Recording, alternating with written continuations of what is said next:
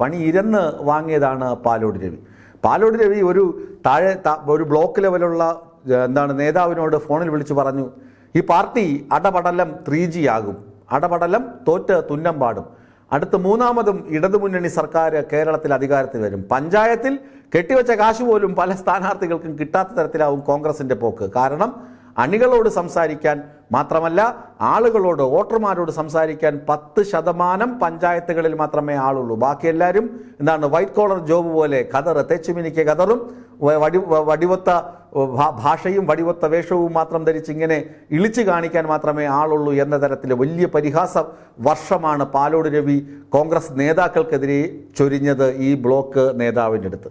അതുകൊണ്ട് തന്നെ ഇത് വലിയ ക്ഷീണമായി നേതാക്കൾക്കൊക്കെ. വലിയ ക്ഷീണമെന്ന് മാത്രമല്ല, ഒരു പ്രത്യേക സമിതിയെ വെച്ച്, തിരുവഞ്ചൂർ രാധാകൃഷ്ണൻ അധ്യക്ഷനായ ഒരു സമിതിയെ വെച്ചു പാലോട് രവിയെ വിളിച്ച് വിചാരണ ചെയ്യണം, ചോദിക്കണമെന്നൊക്കെ വന്നപ്പോൾ തന്നെ പാലോട് രവിക്ക് കാര്യം മനസ്സിലായി. ഞാൻ എന്ത് പറഞ്ഞാലും ഇവരൊട്ട് അംഗീകരിക്കാൻ പോകുന്നില്ല.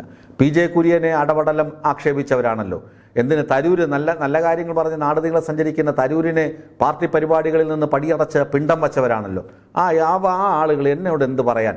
പ്രത്യേകിച്ച് DCC പുനഃസംഘടനയൊക്കെ വരുമ്പോൾ തൃശ്ശൂരിലെ ജോസഫ് ടാജറ്റ് മാത്രമേ നിലനിൽക്കുകയുള്ളൂ, ബാക്കി എല്ലാ ആളുകളെയും പുറത്താക്കുമെന്നൊരു ഡെമോക്രേറ്റിൻ്റെ വാൾ പോലെ ഇങ്ങനെ സംഭവം തൂങ്ങിക്കിടപ്പുണ്ട് തലയ്ക്ക് മുകളിൽ. അതുകൊണ്ട് പാലോട് രവി വിചാരിച്ചു, ഒരു വിചാരണയ്ക്കും ഇല്ല, ഒരുതിനോട് ഒരു കാര്യം പറയാനും പോകുന്നില്ല, ഞാൻ അങ്ങ് രാജിവെക്കുകയാണ്, ഞാൻ പറഞ്ഞ കാര്യങ്ങൾ ശരിയാണ്, അത് കാലം തെളിയിക്കുമെന്നാണ് പാലോട് രവിയുടെ വാദം.